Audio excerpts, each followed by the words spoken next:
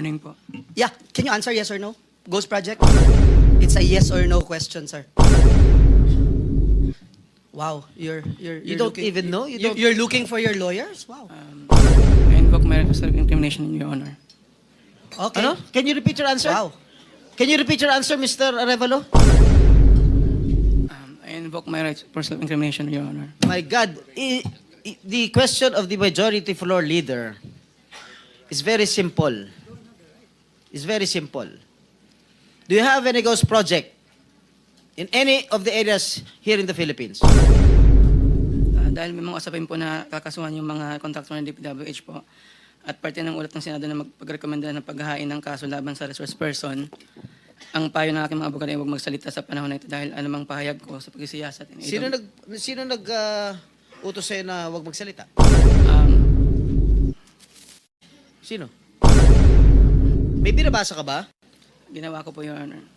Ano binabasa mo? Pasensya po kasi kinakabahan po kasi. Ayan na, hirap nang sumagot itong may-ari ng Wawa Builders, mga kababayan. No? Ba yes or no, Mr. Arevalo? Is there any ghost projects of Wawa Builders? This is what I discovered, and the former secretary confirmed during the first hearing that there indeed are ghost projects. Bine-verify pa po namin, Your Honor, ang ano kung meron po. Ano ka ba sa Wawaw? Are you the owner? Yes po, Your And Honor. you should know. Ikaw may-ari ng Wawaw. Opo, Correct? Your Honor. Ano ba yan? Sole proprietorship, partnership, or corporation? Sold po, Your Honor. Sole, ikaw lang. Magkano paid up capital? Magkano capital mo dyan? Nung una po is 9 million po, 2017. 9 million. 2017 po, nag-start po kami. 2017. 17 po. Up to now. Hindi po. Sole proprietor pa rin hanggang ngayon. Apo. Okay. Paano ka naka-garner with 9 million as your capital? Paano ka nakakuha ng malalaking proyekto sa DPWH? Nag-start lang po kami nung 2019 po na may nagka-project po. 2019? Apo. Sino kausap mo? Wala po, Your Honor. Wala po. Wala kang kausap? Wala po. Okay. Involved ka sa ghost project? Your Honor, I invoke my right to self-incrimination, Your Honor. Ano nga? Pakiulit. I invoke my right for self-incrimination, Your Honor.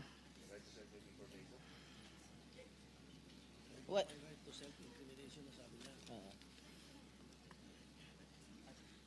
Senator Jinggoy. Malinaw ba Mr. Chair.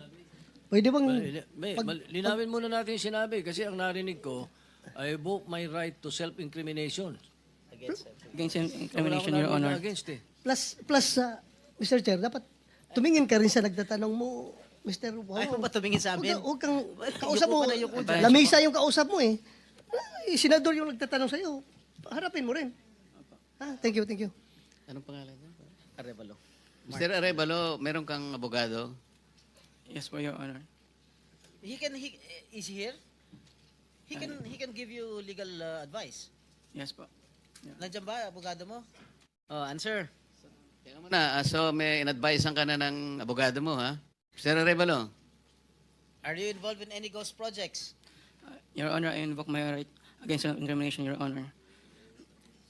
Ilang taon ka na? 37 po, Your Honor. 37. Wow, bata ah. Bago ka pumasok sa mga kontrata sa gobyerno, ano trabaho mo dati? May mga, may nasa construction company po ng kamag-anak po. Kamag-anak mo? Gaano kalapit yung kamag-anak mo? Tatay mo ba yan o pinsan, tsuhin? Mga kamag-anak lang po, tita po. Kaya nga, sino ang kamag-anak? Wala namin kamag-anak. Tita po. Ha? Mga tita po. Tita mo? Nasa construction business? Opo. Tinuruan ka? Naglayasan po muna po. Ha? Layasan po. Ano Your Honor. yung mga proyekto mo? Ano mga nakuha mo proyekto rito sa DPWH? At saan? Mr. Arevalo, alam mo, malamig na malamig ulo ko ngayon ha. Pero pag ikaw, tumingin ka ng tingin na sa cellphone mo, hindi ko alam kung ano binabasa mo dyan, humarap ka sa amin. Opo. Yes po, Your Honor. Ikaw may-ari nito, di ba? Yes po, O Your di Honor. dapat alam mo. Ano yung mga proyektong na-awardan sa inyo ng DPWH? At saan-saan? Ano po, Your Honor? Hindi ko po na alam po yung exact number po. Gusto mo ako magbigay sa'yo? Kung saan yung mga project mo? Gusto mo ako magsabi sa'yo? Come on. You're wasting our time. It's already 1:45. May session pa kami alas 3. Mr. Arevalo, sumagot ka Yes po, agad. Your Honor. Ha? Yes po. Oh. Alin-alin yung mga proyekto na na-awardan sa'yo ng DPWH? At saan-saan to? Meron po kaming sa QC po, sa Metro Manila First. Meron din po sa Quezon. Bulacan. Your Honor, I invoke my right against self-incrimination, Your Honor. Anak ng patingo. Tinatanong ko, how can my question incriminate you? Tell me. Tinatanong ko lang saan yung proyekto mo. I invoke my right against self-incrimination? Sorry po, Your Honor. Ha? How can that incriminate you? Tell me. Pinapainit ng ulo namin dito eh. May incriminate siya kasi nga, hindi niya may tuturo ko siya dahil ghost project siguro. Oh, Dahil po may mga usapin na na may mga allegation po na mayroon nga pong anomalya. Kung magsasalita po ako, pwede po magamit laban sa akin. oo nga. Simple lang naman. Wala naman ako tinatanong sa'yo kung ano. Tinatanong ko lang, saan itong mga proyektong na-awardan sa'yo ng DPWH. Ang dami mong binanggit na probinsya. Quezon. Ano pa? Ano binanggit niya? QC. Karamihan ito, Bulacan eh. Ba't di mo mabanggit ang Bulacan? Ha? Meron ka pa nga San Juan eh. Hindi pa binabanggit eh. Ha? Metro Manila First po yun, Your Ano? Honor. Sa Metro Manila First po yun, Your Honor. Metro Manila first? Yes po, San Juan po. Oh. Yun po yung pinakuha namin project 2019. Sige. Yung Bulacan, meron ba? Oh. Ilan? Ilan? Di ko pa sigurado, Your Honor. Oh, dito base sa record namin, meron kang 42 projects sa Bulacan. Meron kang 42 projects sa Bulacan. Yung bulk ng na-award na contract sa inyo ng DPWH, ang bulk mo nasa Bulacan. 42. Ha? 2 sa San Juan. 2 yata sa Quezon. Meron sa Ilocos Norte. Meron sa Caloocan. Meron sa Laguna. Yan, Bulacan lahat to. San Juan. Quezon City. Tsaka identical ang presyo ha. Identical ang mga presyo rito. 77 million, 77 million, 72 million, 72 million. Sino ba? Bakit ganun? Oh, Lahat ba last ng, and final question. Lahat Meron ba ka ng 42 projects above, how Above? much? Yeah, 42 projects sa Bulacan, meron 90 million. Kaya nga above 50? Yes, above 50 million lahat. So, Mr. Arevalo, kung 42 projects ito, 42 plunder cases ito eh. Kanina sinasabi namin sa inyo, kung nakikinig po kayo, makikipag-deal kami sa inyo na po pwedeng hindi na kayo ipoprosecute criminally, magturo na lang kayo. Kasi sa palagay namin, hindi kayo ang most guilty. Kapag nakapagturo po kayo ng mga kasangkot talaga dyan, na talaga sila naman ang talagang talamak na sa paggawa nito, anong malay ninyo? Baka imbes na criminal prosecution, wag na yon. Bayaran nyo na lang ang gobyerno, pero magturo po kayo. Para meron po tayong kapuntahan talaga. Kasi kung ganito na lang tayo ng ganito, ikutan ng kito, mapipilitan po, puro plunder. Harapin po ninyo, 42 plunder cases. Hindi po fair sa inyo yun eh. Alam namin, hindi lang kayo ang sangkot dyan. Marami ang kasangkot dyan. Kaya, yung abogado po siguro nag-advise sa inyo kung nakikinig. Tingnan nyo rin po na maganda ring offer para sa amin ito. Makakatulong pa kayo sa bansa. Matigil na po ito. Ayun, sobrang kabado itong may-ari ng Wawa Builders, no? Grabe. So, nag-umpisa lang daw sila mga kabay, 9 million yung kapital noong 2017 at biglang bumulusok yung kanilang construction na company na Wawa Builders at nakakuha pa ito ng 42 ka mga project sa Bulacan lang po ito mga kabayan, no? In Bulacan province alone, 42 projects na, grabe. Bulto-bultong proyekto ito mga kababayan at hindi nga po siya makasagot at hindi niya ma-mention itong Bulacan, no?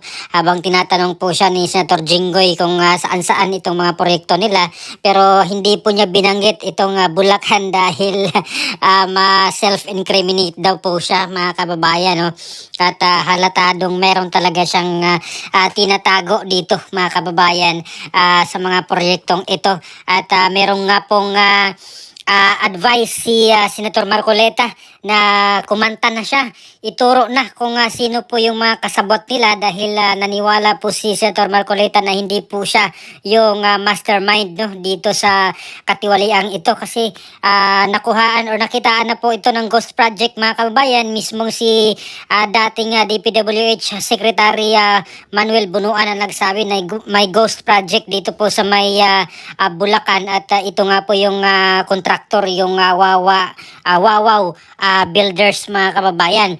At ngayon ay pinapakanta no, pinapasabi ng totoo itong si Mr. Arevalo, yung may-ari ng Wawa Builders na sabihin na ang totoo at makipagtulungan dito sa investigasyon mga kabayan para mapanagot itong may malaking kinalaman dito, itong mastermind ng mga corruption dito sa mga flood control projects na ito. Imagine 42 projects mga kababayan at nagkakahalaga po ito ng sobra 50 million. So plunder na po ito mga kabayan no? Kasi yun po yung minimum na pag nakaw ng o nakakurakot ng 50 million pataas ay automatically plunder na po ang kaso na kakaharapin. So 42 projects worth more than 50 million ay merong 42 equivalent na mga plunder cases laban dito sa may-ari ng Wawaw mga kababayan. At para po sa aking opinion mga kababayan, no, personal opinion ko pa ito at mukhang itong may-ari, nagpakilalang may-ari ng Wawaw Builders ay mukhang ginamit lang mga kababayan. No?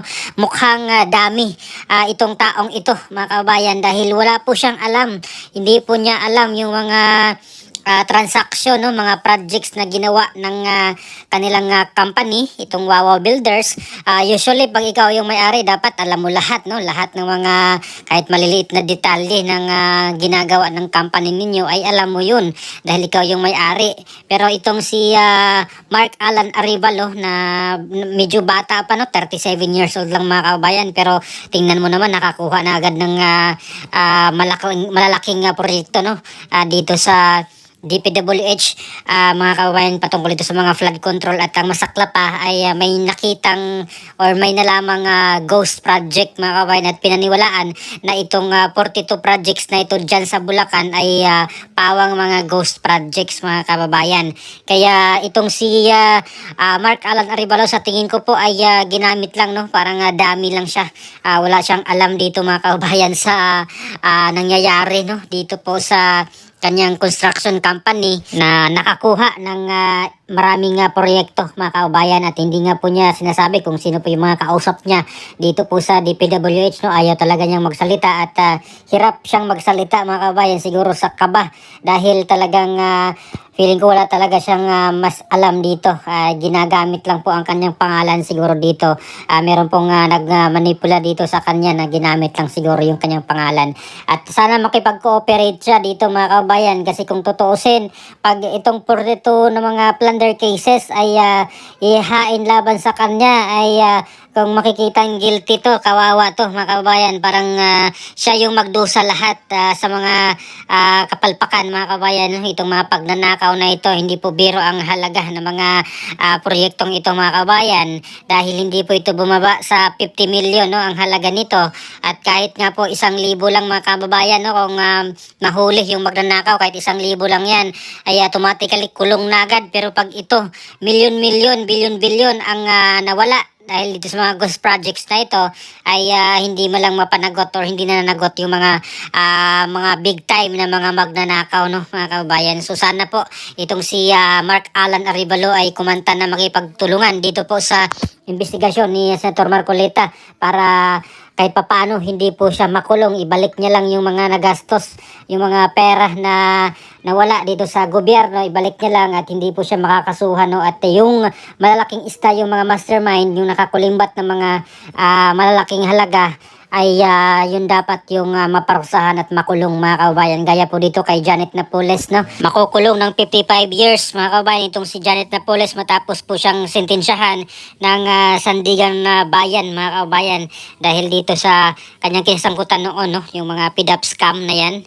At ngayon itong mga kontraktor, mga kababayan, kung hindi po sila makipag-cooperate ay sila yung magiging Janet Napoles. Pero yung mga mastermind na mga politiko at mga kasabwat nila dyan sa DPWH ay malayang malaya mga kababayan. Kaya sana kung ayaw nilang magiging Janet Napoles ay kumanta na sila, aminin nila at ituro itong mga mastermind na mga politiko mga kababayan. So ano pong opinion dito mga kababayan sa statement, no, sa mga sinasabi nitong may-ari ng Wawaw na hindi na po halos makapagsalita at ito ngayong ginigisa po siya ni Senator Jingo Estrada dahil dito sa kanyang company, itong kanyang contractor company or construction company na Wawaw Builders ay mayroon pong 42 na mga projects dito lang po yan sa probinsya ng Bulacan at hindi po alam kung ano-anong klaseng proyekto ito, no, dito sa Bulacan mga kabayan at kung nagkataong ghost projects pa ito ay ito na nga yung sinabi ni Senator Marcoleta na 42 counts of